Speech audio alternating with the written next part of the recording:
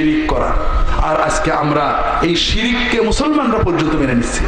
নামাজ পড়ি, রোজা রাখি, হজ করি, জাকাত দিই, একেবারে পুরো শিরকের ভিতরে লিপ্ত হয়ে রয়েছে। আমরা নিজেরাই মনে করি মাজারে দরগায় গেলে কিছু পাওয়া যায়, এরকম চিন্তা আছে নাকি? অনেকের ভিতরে রয়েছে।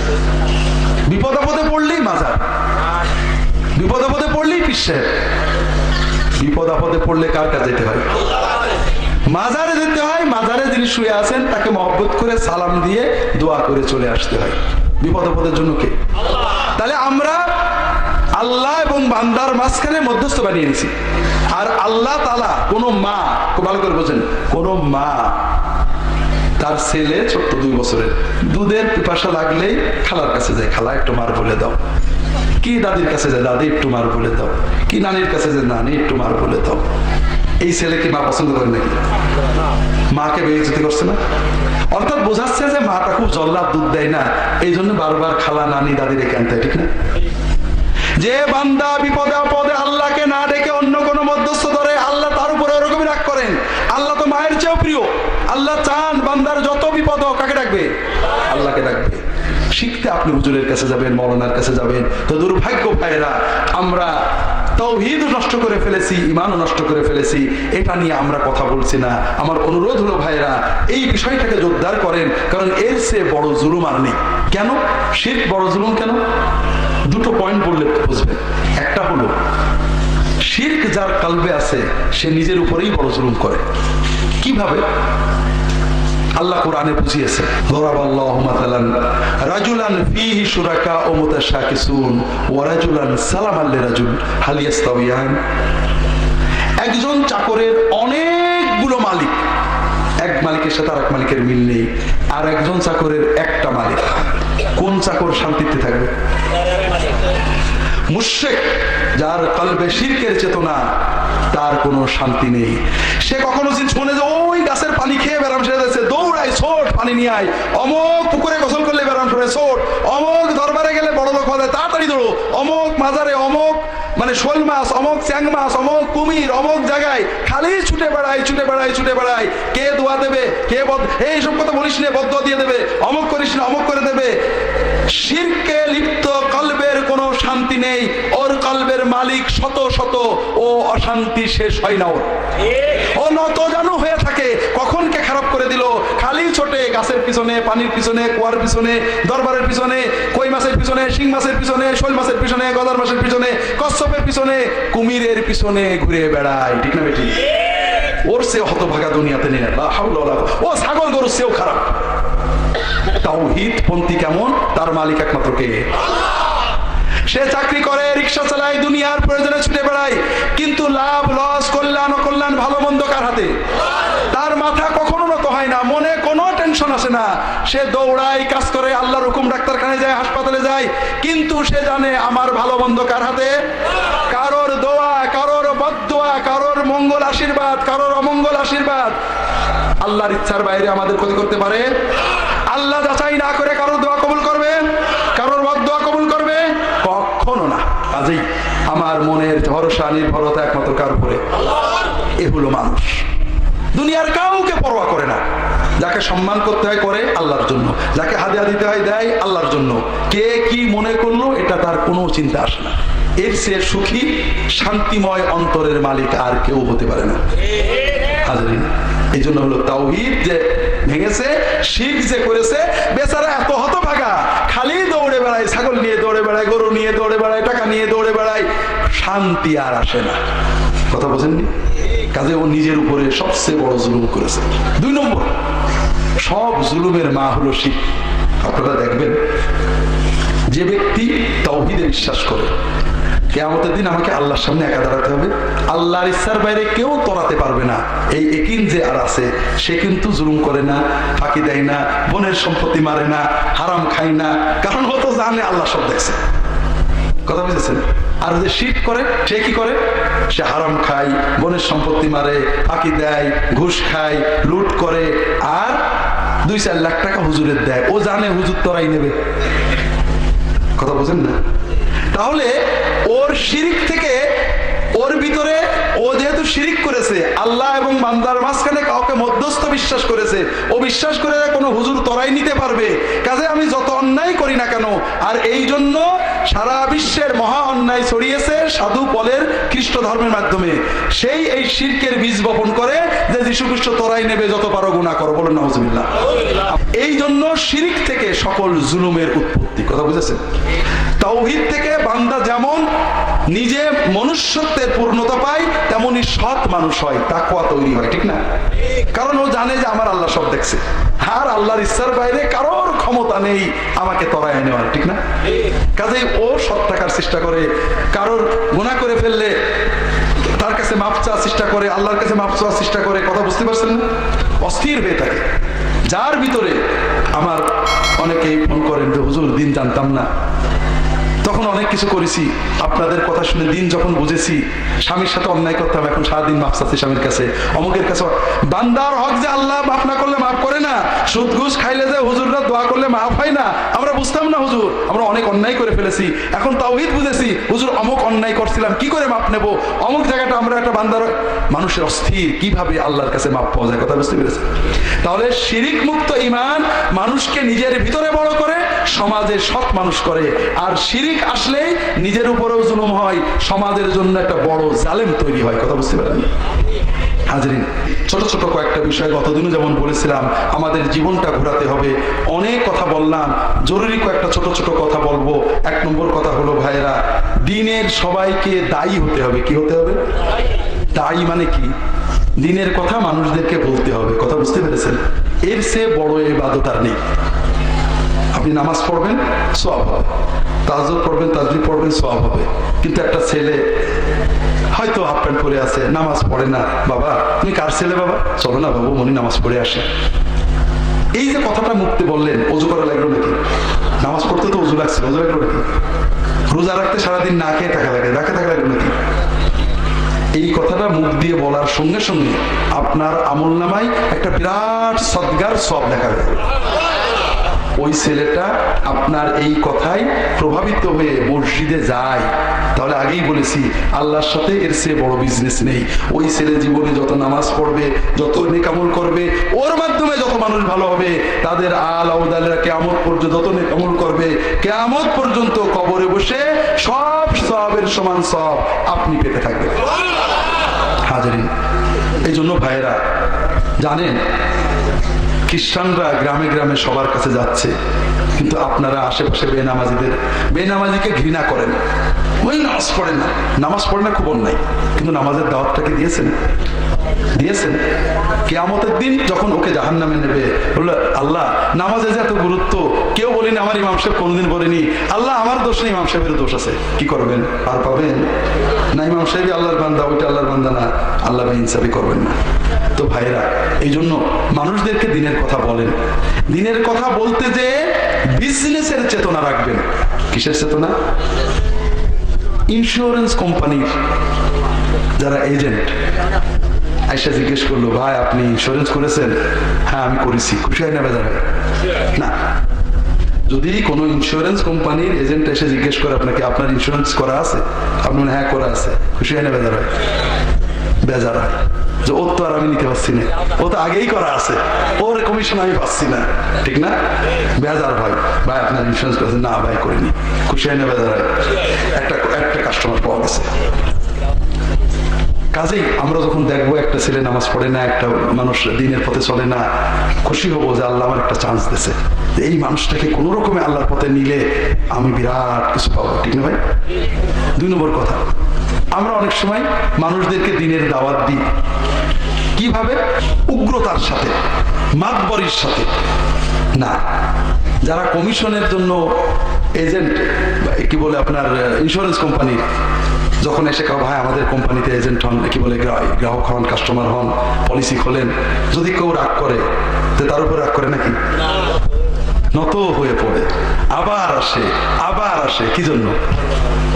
হ্যাঁ, সে জানে কোন রকমে 10 বার রাগ করুক, কিন্তু যদি একবার ঢুকাই দিতে পারি তাহলে কি হবে? কমিশন পাবো। আমাদেরও চিন্তা থাকবে, রাগ করলেও আবার আসবো, কারণ আমাদের তো বিজনেস কার সাথে? কোন রকমে ওকে একবার মসজিদে নিতে পারলে আমি কি পাবো? আল্লাহর কাছে কেমন পর্যন্ত কমিশন পেতে থাকবো। কাজেই ভাইরা সবাই, মেয়েরা মেয়েদেরকে, ছেলেরা ছেলেদেরকে, প্রত্যেকেই এইভাবে দিনের দাওয়াত দিতে থাকবেন। 2 নম্বর কথা ভাইরা, নিজেদের জীবনের কর্ম সবচেয়ে বড় দাওয়াত হলো পরিবারকে নিয়ে। কাদেরকে নিয়ে? আল্লাহ সবচেয়ে গুরুত্ব দিয়েছেন পরিবারকে। আমরা বুঝি না পরিবার মানে স্বামী মানে কামাই করার লোক, স্ত্রী মানে রান্না বাড়া বাড়ির খাদেম চাকরানি, আর আড্ডা গল্প ফুর্তি হবে বন্ধুদের সাথে। ইসলাম কিন্তু এটা বলে না। একটা আয়াতের উল্লেখ করে আমি শেষ করে দেব। আল্লাহ তাআলা কোরআন কারীমে আল্লাহর ওলিদের বর্ণনা দিলাম। প্রথমে বলেছি সূরা ফুরকানের শেষে, এই ওলিদের একটা দোয়া আল্লাহ তাআলা বলেছেন, والذين يقولون ربنا هب لنا من ازواجنا وذرياتنا قرة اعين واجعلنا للمتقين اماما। আয় আল্লাহ, আমাদের পরিবারে মানে স্বামীর জন্য স্ত্রী, স্ত্রীর জন্য স্বামীকে এবং সন্তানদেরকে আমাদের চোখের শান্তি বানিয়ে দেন। তার মানে আল্লাহ আমাদের স্বামী স্ত্রীর মিল মহব্বত প্রচন্ড করে দেন, সন্তানদের শান্তি মহব্বত প্রচন্ড করে দেন, যেন আমাদের অন্তর সবসময় শান্তি থাকে, এবং আমাদেরকে মুত্তাকিদের ইমাম বানিয়ে দেন। তার মানে মুত্তাকিদের ইমাম হতে গেলে সুন্দর পরিবার লাগবে। কথাকে বুঝতে পেরেছেন হাজিরিন? আমরা পরিবারের গুরুত্ব বুঝি না, ছেলে মেয়েদেরকে সময় দিই না, তাদেরকে ছেড়ে দিয়েছে বন্ধুদের হাতে। ছেলে মেয়েদের সময় দেন, তাদের সাথে বেড়ান, দোকানে চায়ের দোকানে আড্ডা দেবেন না, ছেলে মেয়েদের জন্য সময় দেন। স্ত্রী ছেলে মেয়েদেরকে দিনের পথে চালান, ছেলে মেয়েদের নামাজ শেখান, পর্দা শেখান, স্ত্রীকে পর্দা করান, তাদেরকে নিয়ে দিনের আলোচনা করেন।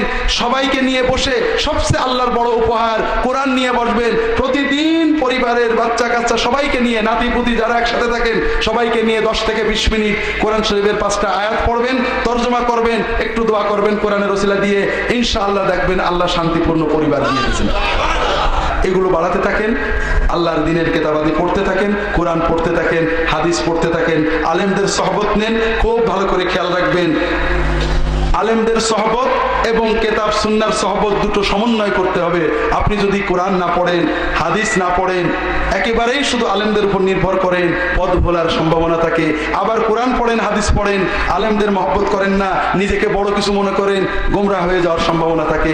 কারণ কোরআন হাদিসে ঈমান তাকওয়া অর্জিত হয়, সকল ফিকহ কোরআন হাদিস থেকে হয় না। আল্লাহ নিজেই বলেছেন যে ফালাউলা নাফারা মিন কুল্লি ফিরকাতিন মিনহুম তাইফাতুন লিয়াতাফাক্কাহু ফিদ-দ্বীন, দ্বীনের ইলম ফিকহ অর্জনের জন্য ব্যাপক অধ্যয়ন করতে হয়। তবে কোন আলেমকে অ্যাবসলিউট তার কথাই শুনবে এমন না। আলেমদের সহবত নেবেন, কিতাবপত্র পড়বেন, দ্বীন পালনের চেষ্টা করবেন। শিরকের সয়লাব হয়ে যাচ্ছে, ওলিদের নামে, নবীদের অতিভক্তির নামে আমাদের সমাজে শিরিক ছড়িয়ে দেওয়া হচ্ছে। কারণ মুসলমানকে আল্লাহর পথ থেকে সরিয়ে নেওয়ার জন্য শয়তানের বড় অস্ত্র দুটো বলছিলাম নাকি গতদিন, একটা হলো মিথ্যা আর একটা হলো ব্যাখ্যা। আগে যেহেতু বলিনি, আজকে আর বলার সময় নেই। মিথ্যা, জাল কথা, কোরআন হাদিসের অপব্যাখ্যা আর অতি ভক্তি, যেগুলোর সাথে সুন্নতের সমন্বয় নেই, ঠিক খ্রিস্টানদের মতো অতি ভক্তি। এই অতি ভক্তি নয়, আজকে লম্বা বলতে পারছি না, অতি ভক্তি নয়, ইত্তেবা। আমরা যদি রাসূলুল্লাহ সাল্লাল্লাহু আলাইহি ওয়াসাল্লামের অনেক ভক্তি করি, সুন্নত অনুযায়ী না চলি, তাহলে কি আমরা জান্নাত পাবো? সুন্নত মানি না, ভক্তির নামে অনেক কিছু করি, তাতে কিন্তু আমরা জান্নাত পাবো না। আল্লাহ কোরআনে বলে দিয়েছেন, কুল ইন কুনতুম তুহিব্বুনাল্লাহা ফাত্তাবিউনি, তোমরা আল্লাহর ভালোবেসে থাকলে আমার ইত্তেবা করো। নবীজির কি করতে হবে? অনুসরণ করতে হবে। যদি আমরা জীবনটাকে নারীদের জন্য, পুরুষদের জন্য, সবার জন্য সুন্নত শিখতে হবে, সুন্নত মতো চলতে হবে। শবে বরাতটা হবে সুন্নত মতো, মিলাদটা হবে সুন্নত মতো, দরুদটা হবে সুন্নত মতো। সুন্নত মতো চললে আমরা শবে বরাত করি, দেখতে হবে রাসূলুল্লাহ সাল্লাল্লাহু আলাইহি ওয়াসাল্লাম করতেন কিনা, করলে কি করতেন, কি ইবাদতটা তিনি করতেন। দরুদ পড়ি, কোন দরুদ পড়তেন, কোন কায়দায় পড়তেন। জিকির করি, কোন জিকির করতেন, কোন কায়দায় করতেন। এইভাবে প্রতিটি কাজ সুন্নত মোতাবেক করতে হবে। যে সুন্নত মোতাবেক করি, আল্লাহ কোরআনে দুটো সুসংবাদ দিয়েছেন, আর রাসূলুল্লাহ সাল্লাল্লাহু আলাইহি ওয়াসাল্লাম হাদিসে দুটো সুসংবাদ দিয়েছেন। আল্লাহ কোরআনে দুটো সুসংবাদ কি দিলেন? তোমরা যদি আল্লাহকে ভালোবেসে থাকো, নবীর ইত্তেবা করো। নবীর ইত্তেবা করলে কি হবে? ইউহিব্বুকুমুল্লাহু ওয়া ইয়াগফির লাকুম যুনুবাকুম। আল্লাহ তোমাদের দুটো পুরস্কার দেবেন। স্বয়ং আল্লাহ তোমাদেরকে ভালোবেসে ফেলবেন, আর আল্লাহ তোমাদের গুনাহগুলো সব মাফ করে দেবেন। আর আল্লাহ রাসূল সাল্লাল্লাহু আলাইহি ওয়াসাল্লাম দুটো সুসংবাদ দিয়েছেন, যদি আমার মিলাদ, আমার দরুদ, আমার সালাম, আমার জিকির, আমার কোরআন, আমার পোশাক, পুরুষের পোশাক, নারীর পোশাক, কি বলে বাচ্চাদের পোশাক, আমার চলাফেরা, আমার পরিবার সবকিছু নবীর সুন্নত মতো হয়, তাহলে রাসূলুল্লাহ সাল্লাল্লাহু আলাইহি ওয়াসাল্লাম দুটো সুসংবাদ দিয়েছেন। একটা হলো তাবারানী এবং অন্যান্যদের রিওয়ায়াত করা হাদিস, শেখ আলবানী এবং অন্যান্যরা সহিহ বলেছেন, ইন্নামা ওয়ারাইকুম আইয়ামাস সাবরি আইয়ামাল ফিতান লিল মুতামাসসিকি ফিহা আলা মা আনতুম আলাইহি আজরু 50 মিনকুম। ভবিষ্যতে ফিতনার সময়ে, সবরের সময়ে যদি কেউ সাহাবীদের মতো অবিকল সুন্নত মতো চলতে পারে, আল্লাহ একজন মুসলমানকে 50 জন সাহাবীর সমান সওয়াব দান করবেন। হাজরিন, আমরা মিলাদ নিয়ে ঝগড়া করি, ঝগড়া না করে যে সুন্নত মিলাদটা পালন করতাম, নবীজি মিলাদ করতেন কিভাবে? সোমবারের দিন রোজা রাখতেন। রাগ করলেন আপনারা? আলেমদেরকে শুনে দেখেন, আমরা সোমবারে রোজা রাখি না, শুধু মিলাদ নিয়ে ঝগড়া করি।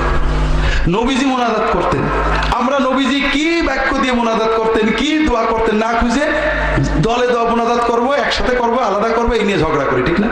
না, নবীর সুন্নতকে জিন্দা করার চেষ্টা করেন, তাহলে একজন মুসলমান 50 জন সাহাবীর সমান পাবে। 2 নম্বর, আল্লাহ রাসূল সাল্লাল্লাহু আলাইহি ওয়াসাল্লাম সুসংবাদ দিয়েছেন, মান আহইয়া সুন্নতি ফাকাদ আহাব্বানি ওয়া মান আহাব্বানি কানা মাই ফিল জান্নাহ আও কামা ক্বালা রাসূলুল্লাহ সাল্লাল্লাহু আলাইহি ওয়াসাল্লাম। ইমাম তিরমিজি হাসান বলেছেন হাদিসটাকে, রাসূলুল্লাহ সাল্লাল্লাহু আলাইহি ওয়াসাল্লাম বলেছেন যে আমার সুন্নতকে জিন্দা করবে। যেমন সোমবারে রোজা রাখা নবীর একটা সুন্নত এখন মরে গেছে, আপনি পালন করলেন, মানুষদের বললেন।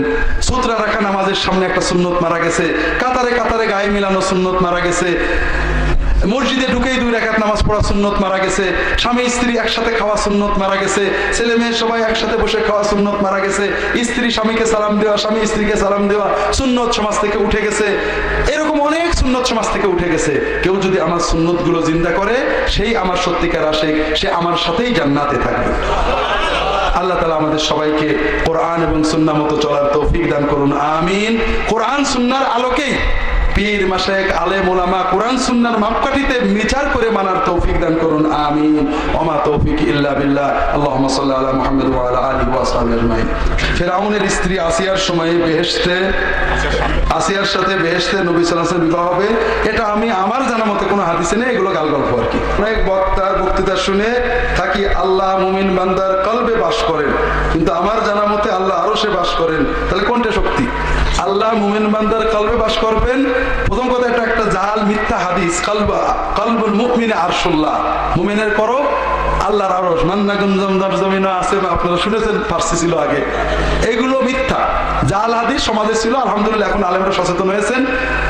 মুমিনের কলবে আল্লাহ বাস করেন, এটা যদি কেউ বিশ্বাস করে শিরিক হবে। তাহলে তো যত করলা তত আল্লাহ হয়ে যাবে। হ্যাঁ, মুমিনের কলবে আল্লাহর রহমত থাকে, আল্লাহ জিকির থাকে, আল্লাহ জিকিরের মাধ্যমে আল্লাহর মুমিনের কলব জিন্দা হয়, এগুলো ঠিক আছে। আল্লাহ আরশের উপরে থাকেন, এটা কোরআনে আল্লাহ বারবার বলেছেন। আল্লাহ রহমত বরকত এলেম বান্দার সাথে থাকে, এগুলো ঠিক আছে। জামাতে এক ওয়াক্ত নামাজ আদায় করলে 3, 5, 8, 32 কোটি সওয়াব পাওয়া যায় না, এগুলো কোন সহিহ হাদিস আমার জানা নেই, এগুলো বলতে হয় না। যেটা সহজ সেটা বলতে হয়। জামাতে নামাজ আদায় করা ওয়াজিব। কেউ যদি ওজর ছাড়া, একান্ত কঠিন অসুখ অথবা রাস্তায় বেরোলে কোনো কঠিন ভয় ছাড়া জামাত ছাড়া একা নামাজ পড়ে, একটা কবিরা গুনাহ হবে, জামাতে নামাজ আদায় হয়ে যাবে। আর যদি কেউ জামাতে নামাজ পড়ে, তাহলে সাধারণ সওয়াবের চেয়ে 25 গুণ বা 27 গুণ বেশি সওয়াব পাবে। এটাই হলো সহিহ হাদিস। কাজেই এর বাইরে যোগ বিয়োগ করে বলতে নেই, আল্লাহর নামে আন্দাজে কথা হয়ে যায়। নায়েবে আমির ও পীরে কামেল বলতে কি বোঝায়? সবাই কি পীরে কামেল হতে পারে? বাবারা, আমাদের পীর সাহেব বলতেন যে আমাকে কখনো কামেল বলো না, ফুলসিরাত পার হয়ে মিজানে নেকি আমলনামা ডান হাতে নামা পর্যন্ত আমি তো জানি না যে আমার কি হয়। আল্লাহর ওলিরা কাঁদছেন, নবীরা কাঁদছেন, আর আমরা কামিল হয়ে যাই। আল্লাহ কোরআনে বলেছেন পীর বলবেন, পীর মানে উস্তাদ, অমুক দরবারে চরমনায়ের পীর, শশিরার পীর, ফুরফুরার পীর, মানে অমুক স্কুলের শিক্ষক, অমুক মাদ্রাসার হুজুর, এইরকম। কিন্তু আপনি যখনই কামেল বলেন, আল্লাহ লা হাওলা ওয়ালা কুওয়াতা ইল্লা বিল্লাহ, আল্লাহ কোরআনে বলছেন ফালা তুযাক্কু আনফুসাকুম, তোমরা আল্লাহর কাছে কতটুকু ভালো এটা দাবি করো না। কামেল আপনি চাইলেন কি করে? আল্লাহ আদৌ তাকে কবুল করে, কামেল তো দূরের কথা 50% কবুল করেছে কিনা আপনি জানেন নাকি? আমরা সাহাবীদের জন্য সাহাবিয়ে কামেল বলি না, হাসান বসরির ওলিয়ে কামেল বলি না, দুনিয়ার আমাদের সমাজে জানি না আল্লাহ কি। এই জন্য পীর একটা উপাধি, একটা দরবারের উস্তাদ, এটুকু বলতে পারেন। কামেল শব্দ ব্যবহার করাটাই নাজায়েজ। এটা আল্লাহর নামে মিথ্যা দাবি করা। আল্লাহ তার কামেল, আবার কামেলে মুকাম্মাল। মুশকিলটা হয়েছে মানে সব জিনিসের সার্টিফিকেট লাগে। ডাক্তারিতে যার ইন্টারভিউ নেবে না, একটাই জিনিস যার কোনো ইন্টারভিউ নেই, সার্টিফিকেটও নেই, এটা হলো পীর আলী, আর বাতে নিয়ে এলেন, কারণ কিছু তো বলা লাগছে না। এই সব মিথ্যা কথা, শিয়াদের বানানো। এই জন্য আমরা কোরআন এবং সুন্নাহ এটাতে সব বিচার করতে, পীর মানতে হবে কোরআন সুন্নাহ দিয়ে, ইজমা মানতে হবে কোরআন সুন্নাহ দিয়ে, কিয়াস মানতে হবে কোরআন সুন্নাহ দিয়ে বিচার করে। কোরআন সুন্নাহর বিচারের বাইরে কিছুই মানা যাবে না। এই জন্য পীর উস্তাদ, আগেই বলেছি, যে পীরের কাছে যে মানুষ ফাসেক নামাজি হয়, বেপরদা পর্দা হয়, তিনি মানুষকে তাওহীদ শিক্ষা দেন, সুন্নাত শিক্ষা দেন, বুঝতে হবে তিনি ভালো উস্তাদ। আর যার কাছে যে মানুষ পরিবর্তন হয় না, বুঝতে হবে তিনি ভণ্ড। বাড়িতে বাড়িতে তালিম জায়েজ আছে কিনা, খুব সাবধান। খ্রিস্টানরা বেরিয়েছে বোরকা পরে, বাড়িতে বাড়িতে তালিম করছে, শিয়ারা বেরিয়েছে বোরকা পরে। কাজেই মেয়েদেরকে আপনারা শয়তানের হাতে ছেড়ে দেবেন না। আপনারা মুশকিল তো বলেছি, স্বামী বিকেল বেলায় চায়ের দোকানে আড্ডা দেয়, বউ যে কি করবে দেখেন, আর বউ কি করবে, বসে আছে তালিমে চলে যায়। কাজে আপনি সাথে নিয়ে আলেমদের সোহবতে নেবেন, নেককার হক্কানি আলেমদের সোহবতে নেবেন পর্দার সাথে। কিন্তু যদি মেয়েদের জন্য তালিমের ব্যবস্থা গ্রামের আলেম দিয়ে, অথবা ভালো কোনো মহিলা আলেম যার পরিচয় জানা আছে, যার ডিগ্রি আছে, আলেমরা তাকে চেনেন, তাদের দিয়ে তালিম করাতে পারেন। এই যে বাড়িতে বাড়িতে যারা দেয়, এরা ব্যবসায়ী, পেশাদার, ভণ্ড, প্রতারক, অথবা ইহুদি খ্রিস্টানদের দালালু আছে। আমি জানি, বোরকা পরে কোরআন নিয়ে বেরোইছে, এরকম জানা আছে। কাজেই নারীদের তালিম জায়েজ না জায়েজ না, যদি এলাকার কোনো মহিলার বাড়িতে কিছু মহিলা যে শেখে, কিন্তু এক দেশ থেকে আরেক, এক এলাকা থেকে আরেক এলাকাতে মহিলাদের একা যাওয়া জায়েজ না।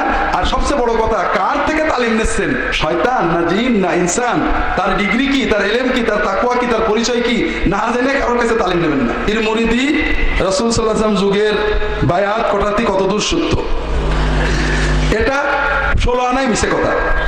রাসূল সাল্লাল্লাহু আলাইহি ওয়াসাল্লাম থেকে 1000 বছর পর্যন্ত, প্রায় অন্তত 600 বছর তো পুরো কোন পীর কখনো বায়াত করেনি।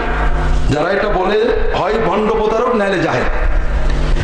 রাসূলুল্লাহ সাল্লাল্লাহু আলাইহি ওয়াসাল্লাম, সাহাবী, তাবেঈনদের জামানায় পীর মুরিদি ছিল না, তখন সোহবত ছিল। সাধারণ মানুষ বিভিন্ন হক্কানি আলেমের সোহবতে যেত, একজন না একাধিক, একজনের কাছে বেশি যেত, হাসান বসরির কাছে বেশি বসতো, মাঝে মাঝে ইবনে সিরিনের কাছেও যেত। কথাকে বুঝতে পেরেছেন? 300 বছর পরে পীর মুরিদি শুরু হয়, কিন্তু বায়াত ছিল না, বায়াত ছিল নিষেধ। রাষ্ট্রের প্রধান, প্রেসিডেন্ট ছাড়া কেউ যদি বায়াত করতো, সোজা মানে কি কতল। কারণ হাদিসে আসছে যে রাষ্ট্রপ্রধান ছাড়া কেউ আর একজন যদি বায়াত নেয়, তাকে কতল করে দিবা। বায়াত রাষ্ট্রের অধিকার। তাহলে প্রথম 300 বছর পীর মুরিদিই ছিল না। তখন মানুষ নেককার মানুষদের সোহবত নিত, কোন একজনকে ঠিক না করে। এরপরে পীর মুরিদি হয়, কিন্তু পীর মুরিদিতে বায়াত ছিল না, তখন সোহবত ছিল। একজন পীরের কাছে দীর্ঘদিন অবস্থান করত, তার মাধ্যমে নেক আমল শেখার চেষ্টা করত। অনেক পরে, মাত্র কয়েকশো বছর বায়াতের রেওয়াজ হয়েছে। কথাকে বুঝতে পেরেছেন? এই বায়াতের সাথে রাসূলুল্লাহ সাল্লাল্লাহু আলাইহি ওয়াসাল্লামের বায়াতের কোনো সম্পর্ক নেই। আর সবচেয়ে বড় কথা, যার হাতে বায়াত করছেন তার ভিতরে রসুলের কি আছে তা দেখবেন না, নাকি আন্দাজে বায়াত করবেন? আরো অনেক কি আছে। আমরা কাবা ঘরের দিকে মুখ করে নামাজ পড়ি, কাবা ঘর আমাদের কেবলা। এছাড়া মসজিদ, মাদ্রাসা, মুখোমুখি গল্প করলে কেবলা। পীর মুরিদকে কেবলা বলা যায় কিনা? পীর মুরিদকে কেবলা বলা এটা অত্যন্ত গর্হিত কাজ। এর মাধ্যমে প্রথমত আমরা আমাদের আল্লাহ যাকে কেবলা বলেছেন তার বেইজ্জত করি। মুসলমানদের কেবলা কয়টা? আল্লাহ রাসূল সাল্লাল্লাহু আলাইহি ওয়াসাল্লাম বলেছেন, মান সাল্লা সালাতানা ওয়াস্তাকবালা কিবলাতানা ওয়া আকালা যাবিহাতানা ফাহুয়া মুমিন। যে আমাদের মতো নামাজটা পড়বে, আমাদের কেবলাকে কেবলা মানবে, আমাদের জবাই খাবে, সে মুসলমান। তা আমাদের কেবলা যদি মনে করেন ফুরফুরার পীর সাহেব হয়, তাহলে ফুরফুরার পীর সাহেব কেবলা না মানলে সে আর মুসলমান না নাকি? এটা খুব জঘন্য। আমরা রাসূলুল্লাহ সাল্লাল্লাহু আলাইহি ওয়াসাল্লামকে কেবলা বলি নাকি? সাহাবীদের কেবলা বলি। যখন আমরা তাদের নাম নিই, ওমর ইবনুল খাত্তাব কেবলা বলি নাকি? ইমাম আবু হানিফা কেবলা বলি। ওই যত ভণ্ডামি এসে আমাদের যুগে নাকি? এটা কঠিন অন্যায় কাজ, কারণ এটা ইসলামী পরিভাষার অপব্যবহার। এটা হলো প্রথম অন্যায়। অনেক বুজুর্গ না বুঝে বলেছেন, তারা খারাপ নিয়েতে বলেননি, তাদের জন্য ওজোর দেখবো। কিন্তু আমরা নবী সাল্লাল্লাহু আলাইহি ওয়াসাল্লামের জন্য যেটা ব্যবহার না করি, নবীর সে ভক্তির কেউ আছে নাকি? সাহাবীরা কি নবীকে কিবলা বলেছেন? সাহাবীরা নবীর সামনে বসে থাকতেন না? ইয়া রাসূল কিবলা, কোথাও কোনো কিবলা আরবি শব্দ না? একটা হাদিস দেখাতে পারেন কালা রাসূলুল্লাহ কিবলাতুনা ওয়া কাবাতুনা, আছে নাকি? হ্যাঁ, হাসান বসরি তাবেঈনরা যে সাহাবীদের কাছে যাইতেন বলেছেন নাকি কালা কিবলাতুনা আনাস ইবনে মালিক বলেছেন নাকি? আনাস ইবনে মালিককে কিবলা বলেছেন নাকি? আমাদের ইমাম আবু হানিফা তার ছাত্ররা বই লিখেছে, মোহাম্মদ আবু ইউসুফ রাহিমাহুল্লাহ, কালা আবু হানিফা কালা আবু হানিফা কালা আবু হানিফা রাহিমাহুল্লাহ, কোথাও বলেনি কালা আবু হানিফা কিবলাতুনা, বলেছে নাকি? অরিজিনাল ইসলাম কি আমাদেরটা না নবীজি আবু হানিফা তাদেরটা? আব্দুল কাদের জিলানীর বই আছে, আমরা তো আব্দুল কাদের জিলানীর নামে কত ভণ্ডামি করি, পড়ে দেখেন, কোথাও কিবলা শব্দ নেই। এটা প্রথম অন্যায় হলো একটা শরীয়তের পরিভাষাকে নষ্ট করা। যেমন যে কোনো জেকের ওজিফাকে যদি নামাজ বলেন, কাজটা কি ঠিক হবে? যে কোনো সামান্য 2-1 ঘন্টা না খেয়ে থাকে রোজা হবে নাকি? ইসলামের পরিভাষাগুলো নষ্ট হবে। 2 নম্বর হলো এর মাধ্যমে শিরক হচ্ছে। অনেকেই আছে আমি আল্লাহর কাবাঘর সামনে রেখে নামাজ পড়ি, পীর সাহেবকে সামনে রেখে নামাজ পড়ি। কাবাঘর যদি কিবলা হতে পারে পীর সাহেব হবে না কেন? খুব ভালো করে বোঝেন, কেউ যদি কাবাঘরকে সামনে রেখে মনে করে একটু কাবাঘরের তাজিম করছি, কাবাঘরের দিকে মুখ করলে কাবাঘরের ইজ্জত হবে, সে মুশরিক হয়ে যাবে। কাবাঘরের তাজিমের জন্য সেজদা করলে কি হবে? কি হবে? মুশরিক হয়ে যাবে। আমরা সেজদা করি কার? আল্লাহ দিক ঠিক করে দিয়েছে যে সারা বিশ্বের মুসলমান যদি যার যার মতো দিক করতো তাহলে হতো নাকি? আল্লাহ সবচেয়ে পুরনো তাওহীদের মসজিদটাকে আমাদের সামনে রাখার নির্দেশ দিয়েছেন, কিন্তু তাজিম ভক্তির চিন্তাকার। যদি কেউ আল্লাহর তাজিমের সাথে আরেকজনকে শরীক করে, আল্লাহর নামাজ পড়বো হুজুর সামনে থাক, একটু হুজুরের ভক্তিটা হবে, তাহলে কি হবে? শিরক হয়ে যাবে। 2 নম্বর, অনেকে নামাজ পড়ে আল্লাহর দিকে মুখ, কাবাঘরের দিকে মুখ করে দোয়া করে, হয়তো বিশ্বের দেয়, আর আছে নাকি? একেবারে শতভাগ শিরক। নামাজ কাবাঘর ছাড়াও পড়া যায়, আপনার ওজোর আসে পূব পশ্চিম পড়তে পারেন না, তার মানে এখানে ভক্তি একমাত্র কাকে করতে হবে? ডাকতে হবে একমাত্র কাকে? কাবাঘর এখানে ওসিলাও না মধ্যস্থও না, শুধু দিক। বুঝেননি? আপনি নফল নামাজ যে কোনো দিকে পড়তে পারেন, দোয়া যে কোনো দিকে করতে পারেন, কিন্তু কোন আল্লাহ ছাড়া আর কোনো কিছুকে আপনার দোয়ার মাকসাদ বানালে, দোয়ার মধ্যস্থ বানালে সঙ্গে সঙ্গে মুশরিক হয়ে যাবে। দোয়া করছেন কাকে? তা আল্লাহর জন্য কিবলার দিক মুখ না করে অন্য দিক মুখ করলেন কেন? আল্লাহ বললেন যে আল্লাহ কিবলার দিকে মুখ করে রাখো, অন্য দিক মুখ করলেন কেন? তার মানে আপনি মনে করছেন এই দিকে মুখ করলে আল্লাহ তাড়াতাড়ি শুনবে, ঠিক না? এই জন্য এই কিবলা শব্দের অপব্যবহার থেকে শিরক শুরু হয়ে গেছে। আমাদের বর্তমান পীর সাহেব আব্দুল হাই মিশকাত সিদ্দিকী, উনার কাছে আমি বসে আছি, আরেকজন আলেম সালাম দিয়ে বলতো, হুজুর আজকাল আলেম ওলামারা কোরআন হাদিসের ওয়াজ করে না। একটা ওয়াজ মাহফিলে গেছিলাম, 2-3 ঘন্টা ওয়াজ করলো, কোরআন হাদিসের কথা নেই, খালি গল্প করে। আমাদের পীর সাহেব বলছে যে আপনি কি পাগল নাকি, কোরআন হাদিসের ওয়াজ করবে কেন? কোরআন হাদিস তো ওয়াহাবিরা নিয়ে নিয়েছে। এই জন্য আমরা এখন রামায়ণ মহাভারতের গল্প বানায় নিছি। এটা হলো সুন্নি কোরআন আর কোরআন হাদিস হলো ওয়াহাবি। আমাদের কাবাঘরটা ওয়াহাবিরা নিয়ে এনেছে, এই জন্য আমরা বাড়িতে বাড়িতে গ্রামে গ্রামে কিবলা কাবা বানাই নিছি। এখন সমস্যা হয়েছে, আমাদের রাসূলুল্লাহ সাল্লাল্লাহু আলাইহি ওয়াসাল্লামকেও ওয়াহাবিরা নিয়ে নিয়েছে। এখন আমাদের এখন নতুন রাসূল দরকার। এই হয়েছে আমাদের অবস্থা।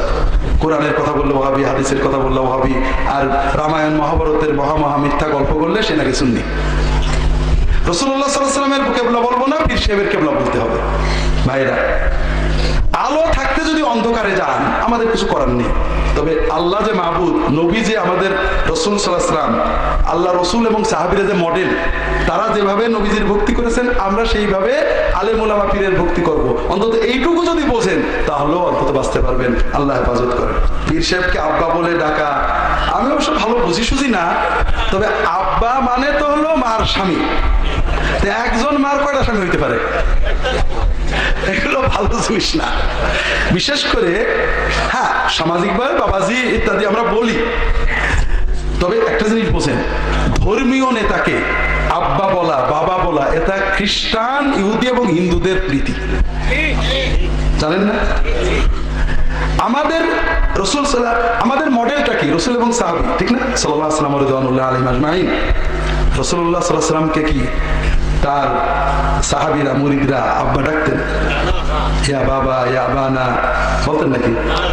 সাহাবীদের মুরিদেরা তারা কি হাসান বসরি, ইবনে সিরিন, বড় বড় তাবেঈ, তারা কি আবু হানিফা তাবেঈ ছিলেন, তারা কি সাহাবীদের বাবা ডাকতেন? তাদের লেখা বই তো আছে, কালা বাবানা আছে নাকি?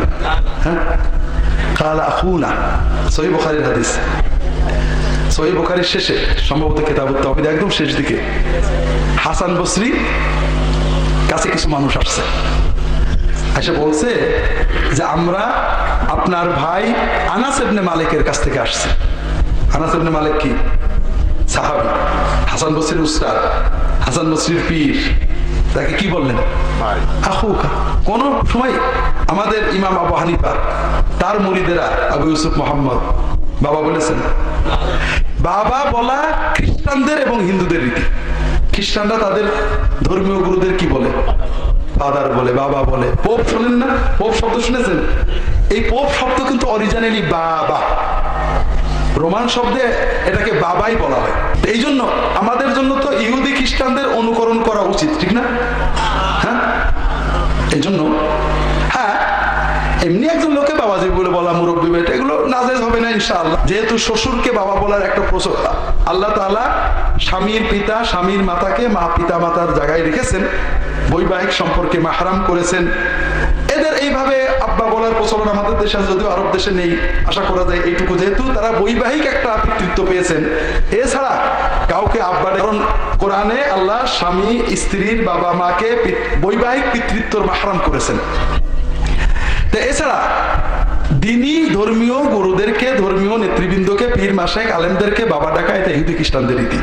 রাসূলুল্লাহ সাল্লাল্লাহু আলাইহি ওয়াসাল্লাম, সাহাবী, তাবেঈন, তাবেঈন, চার ইমামের, আল্লাহর ওলিদের, আব্দুল কাদের জিলানী রাহমাতুল্লাহ আলাইহির নিয়ম না, তারা কখনো এগুলো করেননি। আল্লাহ তাআলা আমাদের সবাইকে তৌফিক দান করুন, আমিন।